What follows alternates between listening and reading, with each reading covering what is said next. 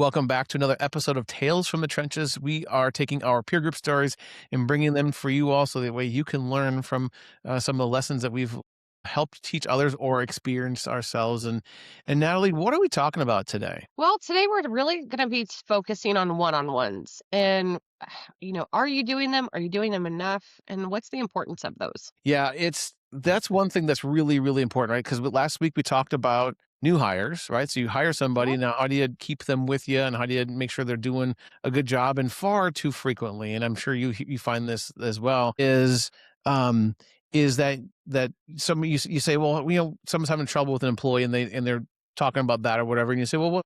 How often do you have one-on-ones? They go, well, I don't know, like once a month or kind of whenever, or some Whenever. version of that. And I just kind of put my, give myself a good face palm and say, well, that's the problem, right? Usually that becomes an issue because one-on-ones seem to be a thing that the MSPs forget to do. Have you seen that in your world? I mean, I've been in that situation where it hasn't been consistent or the reviews haven't been consistent, any kind of feedback. And it just leaves that sense of there's no clarity in your role at that stage. So not only have I been through that, but I see it quite often with owners and peer groups and even service managers where I'm like, well, when's the last time you sat down with your boss? And they're like, oh, well, they've canceled it 3 times, the last 3 years.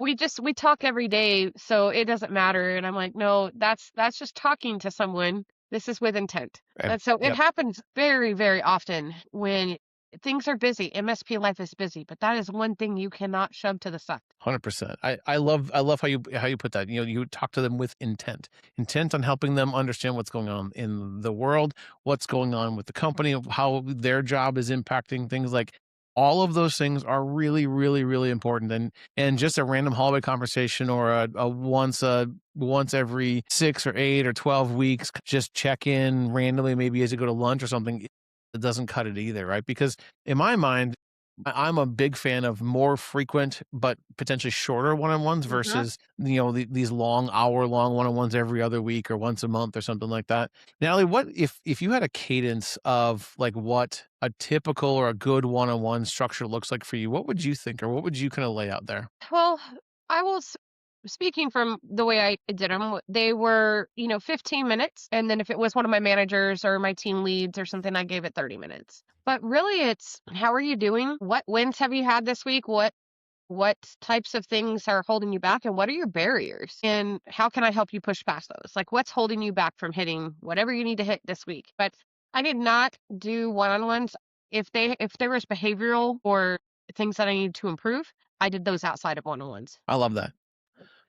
I love that because the one-on-one for me was always designed to be my direct reports meeting with me, not Mhm. necessarily my meeting with them, right? I wanted them to be able to tell me what was going on and share what they have to say and all of those things. And if there was something going on, if they had made a mistake or there was a behavioral issue or other things like that, I would want to have a one-off conversation as close to the situation as Yeah. possible, so same day if possible, and address it right there, right then and there, versus waiting for the next one-on-one, because then the employee starts to dread that one-on-one and or review or those kind of things, right? So I'm with you there. I think that while that might not necessarily be a best practice or Right. some say a known good practice, I'm a huge fan of having those behavioral issues or those oopsie issue conversations as close to the situation Right. as possible, and again, not using the one-on-one time for that. I agree. Well, and it festers, then people they either get their anxiety gets too much. I want them to come to me for the one-on-ones. I want that meeting. It's about them. Mhm. It's about how, as I am your manager, how can I help you to make your job better and get to where you need to be? It is not about anything other than that. And if they want to spend their 5, 10 minutes sitting in front of me complaining about their cat and their cat's sick or whatever, that's their 5 or 10 minutes to do that. But it's also where you can set clarity. Like the clarity is key, and Mhm. you need to be able to be on the same page. And I'm a weekly person because it sets that tone every week. Right. What are we going to do this week? What barriers do you have? What do we need to move around? I'm with you there too. I'm a fan of a weekly one-on-one for a couple of reasons. One, it allows you to keep the meetings shorter, allows you to Mhm. have the meetings a little bit closer to whatever the issue of the for the employee was, and it also gives you the flexibility to say, let's say one of you can't make it for whatever reason, that if you have them every single week, you can probably miss one without too much of an impact. But if you're doing it every other week or once a month, then you're either having to reschedule or you're not talking to somebody for 4 weeks, maybe 8 weeks, or Yeah. something like that. Where, like, if you're having a weekly one-on-one and one person's on PTO, you don't necessarily need to reschedule that unless it's important. And I was a depending on how many direct reports I've ever had, had at the time, Monday one-on-ones would be more about looking forward to the next week or the upcoming days, Mhm. where a Friday one-on-one is a little bit more about like what has recently happened and just sort of the nature of the conversation. But yeah, I think it's important to talk a little bit about like I love you're talking about the wins and capturing those wins. That was a thing I'm bad at as a manager and as an employee is capturing all of the wins that my team has. And then when it comes time for reviews or whatever, then you're like, crap, I know that this person did a bunch of stuff between the last review and now. I just now I can't remember them all. Well, if you capture them on a weekly basis and keep them in a centralized spot, it makes your life a whole lot easier as far as that's concerned as well. So I love all of those things. Yeah, I would say it definitely makes reviews easier as well Oh, because for sure. you have that once a week cadence. When it comes up to the reviews, there shouldn't be any shocks or surprises, right? You've been having those conversations. It's a real quick look at what's happened, but then you're also like you can focus those reviews on planning forward. And a lot of times the review gets so bogged down over all the different little things that you have to go over in the past and what you've done for the last X amount of time, depending on how often you do reviews. And then you're not focused on anything in the future. Hmm. And if you're meeting weekly, those reviews are so quick. And then you can really get down to the meat of what, like the planning stage of what's going on. Where do you want to be in, 6 months? Where do you want to be in a year? And really start driving that forward. Yep. I am a huge fan of no new bad news at review time. If you could give them brand new good news, like that probably isn't going to hurt anyone's feelings Right. at all. But like nothing brand new bad shows up at a review, right? And that's way more important for that than even with a one-on-one, right?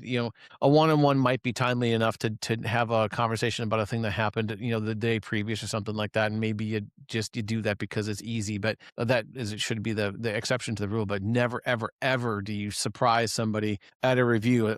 But oh, by the way, you've been doing something wrong for the last, month or something Right. like that, or a month and a half ago you had this thing. Now we're going to talk about it now. Well, freaking people can't remember what they ate for lunch yesterday, let alone a month and a half ago. So no brand new bad news at a review. If you're going to give somebody a bonus because they did something pretty cool, yeah, go for it. But otherwise, I'm with you on all the other pieces. And I love taking a review and thinking about what the next quarter looks like, what the next half year or full year looks like, depending on your review schedule and the planning portion of it. Right, I used to, when I was meeting with employees, I sit down and would have like the review part would be the previous period review would be like 5 minutes, 10 minutes, unless there was questions. And then like the next 45 minutes or because we typically would go to lunch was all about looking forward and all about what they wanted to do, where they wanted to take their career, how we could brainstorm and plan out things and all that stuff. That was a far more rewarding thing for me and for the employee as well. Yeah, I think that really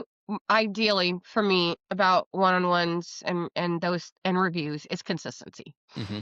It needs to be consistent. You cannot be, if you are the manager, you cannot be the one canceling. If they have to cancel or something like that, great. But if you continuously do it and you lack the consistency, they do not find value in it. They just say, oh, it's another one of those meetings. So it needs to be consistent. It needs to be quick and yet I call it compact, but valuable. So having those set questions of what are you doing, like how are you been, all of those things. Do you have any barriers for your job? And having them succinct. And if with consistency, that person gets used to coming in and just saying what they need to say, and you can keep those reviews, smaller. And obviously, if you have too many direct reports, that's a whole nother conversation. But you definitely can get through 5 to 7 one-on-ones a week. with no problem if you can keep them to 15 to 30 minutes. Yeah, I was always more of a 30-minute kind of person. And if the meeting only took 20 minutes, then the meeting only took 20 minutes, we moved on. But yeah, I'm with you on all those things, right? And so much of what we talk about, whether it's here or in the peer groups, is consistency, right? We talk about marketing, it's all about consistency. We talk about financials, it's all about consistency. We talk about dealing with employees, it's all about consistency. It's consistently and showing up and doing whatever the thing is on a regular Yeah. basis is so much more important than crushing it on day 1 and then just not touching it again for 6 months or something like that. Yeah, and my biggest thing is that, you want them to know that you do care. I Mhm, mean, we're all human. We all obviously have those weeks that aren't good, and not every week is going to be top notch. But they mhm, need to feel comfortable to be able to come in and have a safe space to have that conversation. When that conversation is theirs to have. absolutely. And then anything else, the what I call any kind of PIP situation needs to be taken out of that meeting and done. But it's literally about I cannot stress enough how much in an MSP consistency. I'd rather you have it consistent and tweak it, and it might not be 100% in the beginning, and then you get to that, like, 95% success rate, Mhm, than have it inconsistent and all over the place, and nobody knows what's going on. yeah. And if you think about the downside of not doing a one-on-ones, I think there's a lot of downside there. Let's talk about that for a minute because oftentimes you hear about somebody quitting an MSP and they didn't know, and it blindsided the Yeah. manager or the owner or whatever. And I wonder how often something truly blindsides them, or if it was really I didn't really talk to them enough, and didn't understand what was going on, or maybe didn't listen, and their signs were there or would have been found out had you had been having one-on-one. So, what are some of the other things that you've seen show up when people didn't do one-on-ones? I will say that when you do one-on-ones, you're able to see, like, body language as well, even if Mhm. it's through camera, and when you're not doing that, I've had people quit that I was never expecting to quit just because the one-on-ones were inconsistent at that time. Like, we were just not meeting, and what happens is those small frustrations for the employee, speaking for someone who's been the employee too, they end up compounding into big problems, but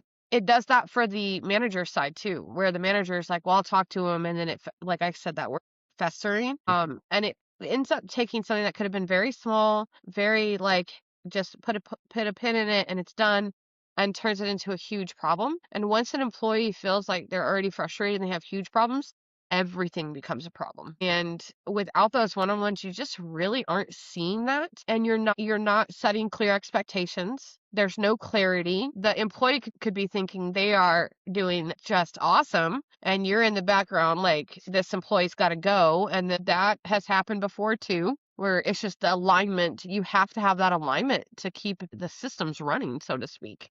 Right. People are the hardest things. It's not the tools or the tech. It's really not even the sales. It's the people. Yeah. I've had the exact opposite with an employee where the employee, you said the employee thinks they're a rock star and maybe they're having some issues. I've actually had some rock stars think that they were maybe on the chopping block because their Mhm. previous manager hadn't been giving them one-on-ones, and I had to sit down with them. I'm like, "Hey, time out.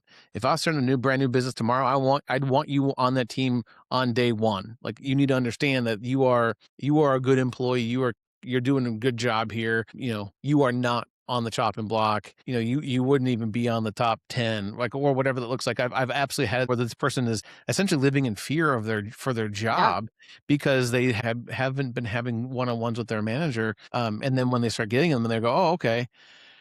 But then if that person's been living like with that for a while, you probably tell them that a bunch of times before they're gonna like actually think it. So don't be surprised if especially if you are making up for previous bad behavior by former managers, whether they're former managers at your own company or former managers at previous companies. Don't be entirely surprised that an employee carries a little bit of baggage into some of those early conversations because they don't know that you're there to be helpful to them, not there to catch them doing something bad, right? Your job as a manager and as a leader of people is to try to catch them doing something good and emphasize the good and minimize the impact of the bad while still trying to coach that away from them. So those are some Yeah. really important pieces. I mean, just speaking from us, I mean, you've dealt with, part of my baggage that comes into it. I mean, that's just part of, being manager and employee at some point. You develop some habits that maybe weren't great because maybe the manager previous or whoever you were working for, or if maybe you were the owner, maybe you just never were, skilled at that side of it. Well, and if you So, think about MSP business owners, there are a number of them that, this is like their first and only job, or they were a good tech for mhm. other places and they went and started their own thing and they've not really done a whole lot of leadership trainings unless that is a skill that comes naturally, in which for some people I'm sure it is, but some people it's Yeah. not. It's just a lot like finance isn't a skill that typically comes naturally for MSP business owners either, right? And there are things that you have to learn and develop, and it takes some time to do that too.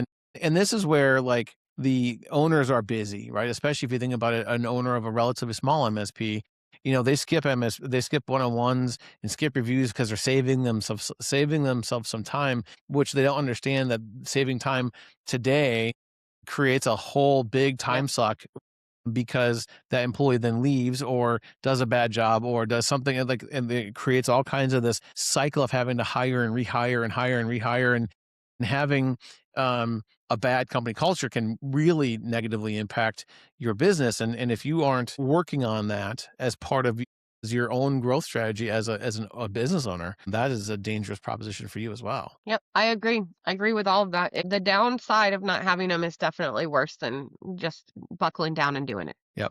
Yeah, a little bit of time every week saves you a lot of time Yep. on down in the future. So let's shift into some practical guidance, right? Let's just say you're an MSP. What are some tips that you would have for a manager, business owner, whomever is that wants to level up this practice Start with just getting it on the calendar. Like, do it. and protect it? Uh, and protect it. It's sacred time. If you're an owner or you're a smaller MSP, find a time where you know it's not as busy. Don't do it Friday afternoons. Don't do it Monday mornings. Just because if somebody can get out of there early, they try to, including the owners. So, Mhm. don't do that. Find a time that actually works. Yeah. Get a simple template. It could be what's been going on, what's frustrating, what are your barriers, what do you need from me? It doesn't have to be anything. I mean, AI can write it for you. Yep, Put in there, I need a simple one-on-one template and stick with the template and then document. Make sure you're 100%. documenting the one-on-ones, not just having them for funsies. You need to actually put forth the effort. If you're going to do it right, get it scheduled, do a template, but document it as well. Well, and don't be afraid to iterate either, right? So you're getting a one-on-one practice going and getting that muscle built up is okay if it's not perfect on day Mhm. one, right? Especially if you're doing it weekly, it's okay to talk to your employees about, hey, how did this go? What can we do differently? How can we make this a better use of both of our times? And those kinds of conversations are perfectly acceptable, Yeah. especially if you're on a relatively small MSP. Like, it's okay to not have things be perfect on the first go around, right? There's the thing I say all the time is perfect as the enemy of good, which I'm not the first person to say it. I'm just a person to have said it. And it's so true with MSP business owners and frankly managers in general too. Yeah. I agree. And the other thing too, I think is we don't want to cancel these things unless you need to, right? If you need to cancel one, especially if you're doing it weekly, okay, like one, right? But you can't be canceling every other week, or you can't like show up and be half distracted, right? Like be in the Yeah. meeting, be present with your employee, make sure that you're not reading emails or doing other stuff or looking down or looking at your watch or your phone or whatever. That's a really important thing as well.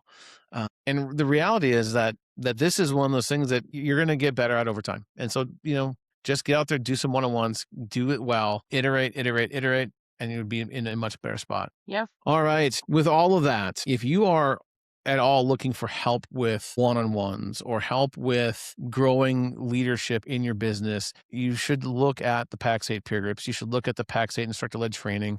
There are courses, there's peer groups, there's all kinds of resources that we have over here that can help you with all of those things as well. So if you are looking for resources there, certainly going to plug the company that we both work for. So we'd love to have you there. Otherwise, Natalie, do you have any closing words for anybody? Man, just start doing it.